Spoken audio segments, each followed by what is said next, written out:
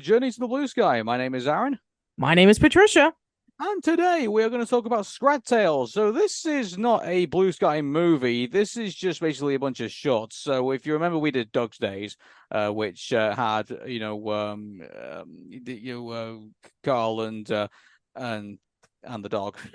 It's Doug. So, Doug, yeah, who basically had their shorts and they had their different adventures and things like that, and basically going on within the new house that they built. So Scrat Tales isn't exactly that. So the whole premise of Scrat is that he still is trying to obviously madly in love with his nut, but this time he has met with a smaller, which I probably imagine is like an adopted child now that he has. And what is the name of this character, by the way? Because I don't think we actually established that. I don't think. Yeah, I mean, it's just a little baby, but it doesn't exactly say in the description on what the baby's name is, so I couldn't tell you. Yeah. So, I mean, there's no the big story that basically is that now Scrat doesn't just have the nut. Now he has this little little Scrat now. Now he has to a baby Scrat is basically what has been credited as. So baby Scrat now is a thing. So he now has these two things to kind of take care of, but at the same time he's still conflicted about the fact that he wants the nut and not the baby.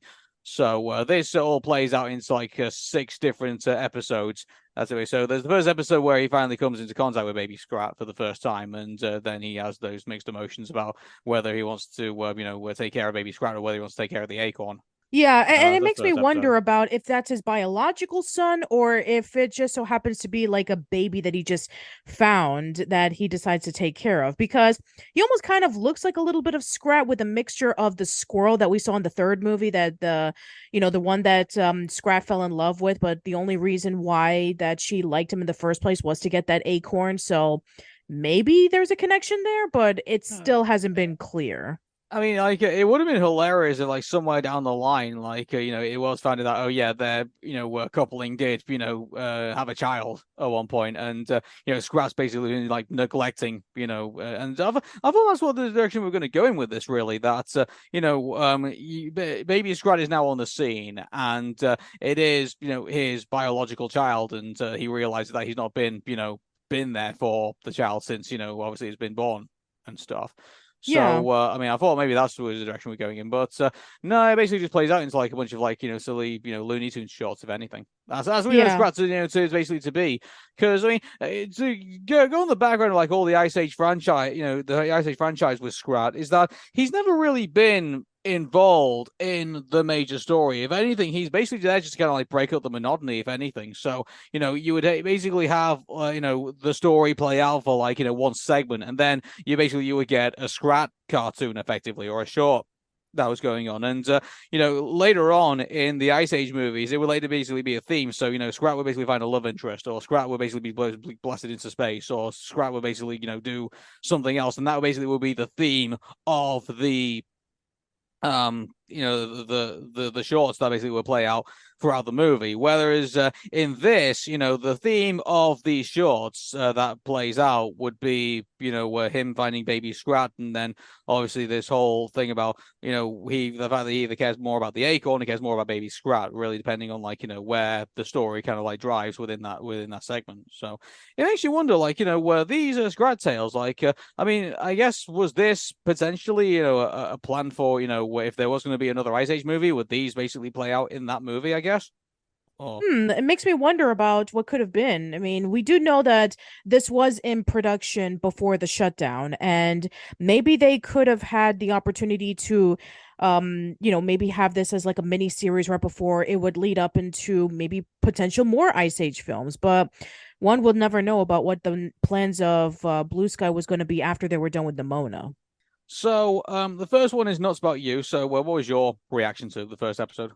I mean, it is very interesting to say the least, where we have the baby coming in and he is very cute, but then Scrat is trying to decide on whether he wants to take care of the baby or whether he wants to take care of the acorn. And yeah, I would say that this is a nice little introduction to the crazy mayhem that we're going to be getting into. So it's essentially like a little warm up act. So the second episode we get into is lo-fi scrap beats to sleep slash chill to. So I mean that's a Wow. a play on like the YouTube videos of like the lo-fi the Music, yeah, beats that yeah. yeah. I So mean, it literally just has Scrat sitting down on a desk, listening to music while he's studying. So, yes. yeah, but basically how the show plays out is that the baby Scrat is now sleeping with the acorn, and so Scrat grabs it off, but then baby Scrat wakes up and starts crying, and then realizing that that could basically bring down the entire mountain that's underneath him. So he then ends up trying to put the baby to sleep with music, but Baby Scrat ends up making things a bit more difficult for him because of the unusual instruments that he wants him to play with. So not only is it the acorn that he wants him to play with and knocking it onto his head, but he also wants a massive bone. He also wants a nest of hornets. He also wants a it's I think it's like an electric eel or something like that. Yeah, That's in a block of ice. an electric eel in a block of ice. He wants him to bang his head Oh, the cactus instead. as well. Yeah, The the cactus as cactus. well. Yep, the Oh, no, cactus. which is painfully sticking into his eye. Like, I felt that as it was going in and out. Good grief. This Oh, baby is sadistic. Very by the way, that sadistic. these shorts are rated 0 to plus.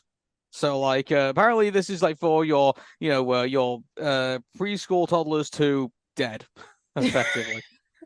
Oh, it's just Yeah, I guess preschool toddlers will be okay with watching a squirrel slash rat sticking his head into cactuses and hornets and electric eels. Yeah, this is perfectly fine for children. No repercussions are going to happen to your child.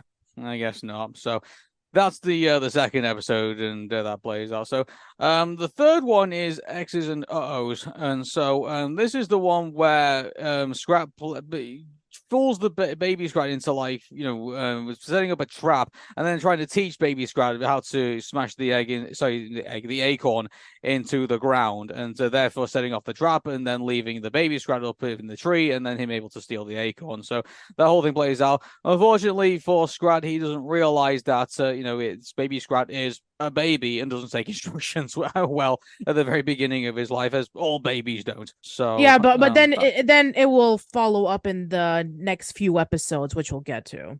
So the fourth episode is Nutty Reflections. So during the battle over the acorn, Baby Scrat and Baby Scrat discover both surprising secrets about their reflections that come to life and look at them. So this was actually one of my favorite episodes, if anything, because they're watching like their worst selves, like play out like in the ice, and I thought maybe that might be a realization that how terrible actually they are as characters, in the how they react with one another. And maybe, I don't know, maybe they were expecting to turn a corner, but the acorn survives the whole foo and then they end up going after it again. So, Yeah. it was nice while it lasted. Yeah, it was nice while it lasted, and I really like the animation of them going inside the cave because you get to play a lot with the snow and ice physics, and the reflection is really creepy looking. And when you get to see both the reflections of Scrat and Baby Scrat fighting off against the acorn of who was going to get it, it really reflects on whether they were going to make a massive change onto who they were, because they were willing to save themselves as opposed to being stuck in the cave when it crashed and fell over. But no, of course not. We have to get back to our usual agenda of trying to fight off against the acorn. So yep, it plays the traditional classic ending where you get to see them sticking to the status quo of them fighting off against the acorn, and nothing has changed. And then we move on to the fifth episode, which is Teeter Totter. So a baby dodo steals the acorn. So yeah, the dodos are back somehow. And I mean, we knew that already in book while, but the less we say about that, the better. So the dodo steals the acorn and leaves them in a risky balancing act. By the way, like I just love how Ice Age seems to always create their world in like these obscure, really like teetering situations where like it's just too comical to believe. Like it's so this obviously is part of the course in regards to Blue Sky.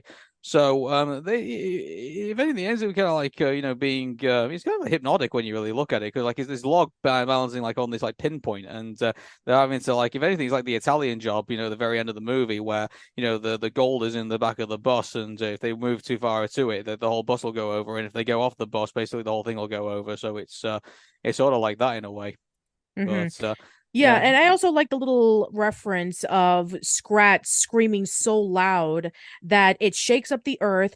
You can see the shake is affecting the entire galaxy, and the galaxy is actually a picture of one of the storyboards, and one of the animators is picking it up and then putting it and stapling back into the board, and so they're continuing on with the cartoon like if it was a cartoon. So yeah, it's it makes sense in a way because it is literally their universe, effectively like a bunch of storyboards. Yeah, pretty much. Yeah.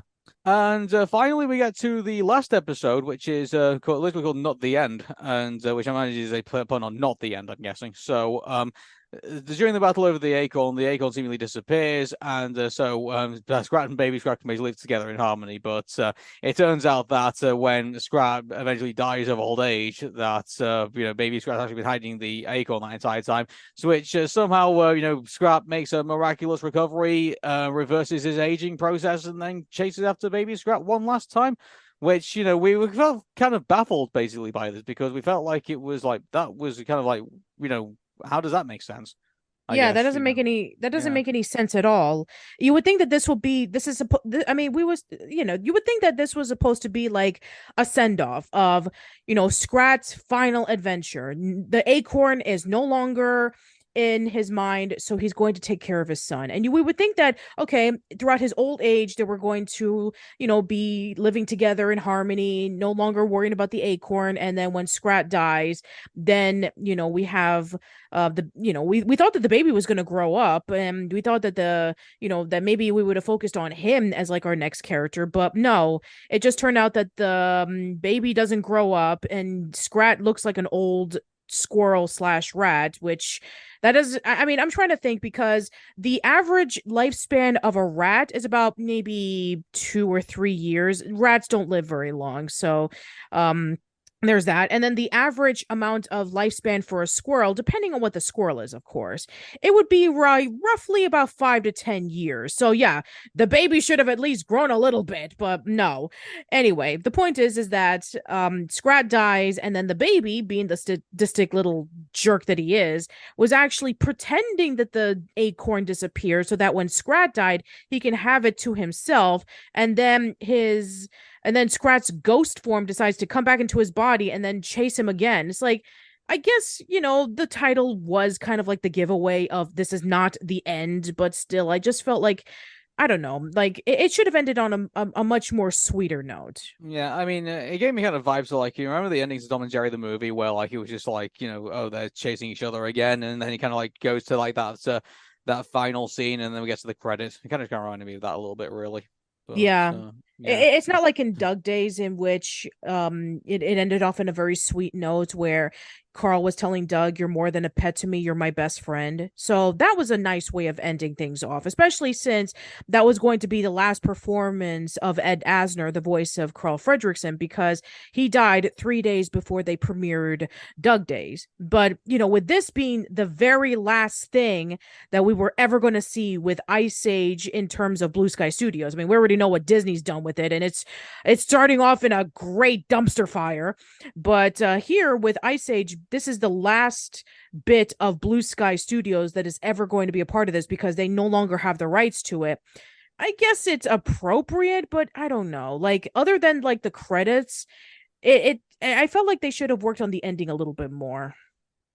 Maybe. So, I mean, I guess maybe we could probably rank up our favorite episodes. I guess. Well, I mean, right off the bat, I'll probably say, my favorite one is Nutty Reflections, the fourth episode. I guess. Mm. Huh. Yeah, my favorite is Teeter Toddler because I was able to really appreciate what they were able to do with that classic gag of, if you go leaning towards one side, this happens, and if you go leaning toward the other side, that happens. And I also like that little joke about the storyboards and the animator. So that's why I'm going to choose that as my favorite. Okay, cool. And probably my least favorite episode probably has to be not the end. I guess I felt that so it ended still that way, but then we all knew that was the end of Blue Sky Studios at that point. So Yeah. yeah. All right, everybody. Well, I think unless there's something else that we need to I mean, cover on well, Journey to the Blue Sky. I guess we need to rank the series as a whole. Well, as a whole, I mean, like, it's not a bad series. I mean, like, it's nice shorts, six episode series. So, I mean, it's pretty standard and works out pretty well and is pretty entertaining. So I'd probably say 8, maybe. So, So you're giving it the same ranking as Doug Days. yeah, I would say so. I guess so. I mean, I would put it a little bit lower because I actually enjoyed Doug Days a lot more than this. So I'll probably maybe say 7. Okay, so 7.5 out of 10. Yeah, that sounds We'll about say. right. Yeah, well, I mean, to be honest with you, it's kind of hard to rank because like there's only like 6 episodes effectively. I wish there was more of it, so we can like have a more of a. If this was like like a 10 or a 20 episode season, like and we like saying, oh, have we got bored of this yet, or are we still intrigued like with the story? Then maybe I would probably have more of an idea of like what I want to put for a ranking, but that's just like where I default really with what I've seen. So Okay then. cool. All right. So Well, I think that's it for Journey to the Blue Sky. I think at this yeah, that point. is it. Yeah, that is it with Journey to the Blue Sky. We looked at every single thing that they were a part of, or at least, every single thing that is associated with Blue Sky Studios. So the only thing we need to do now is to look at what are the top 5 best and top 5 worst Blue Sky Studios movies according to us and according to our listeners. Yeah. So okay. Well, until then, my name is Aaron. My name is Patricia. Thank you very much for joining us on our journey to the Blue Sky, and we will see you for I think what will be the final episode, which is the rankings. Yep. So until then, everyone, bye bye. Bye bye.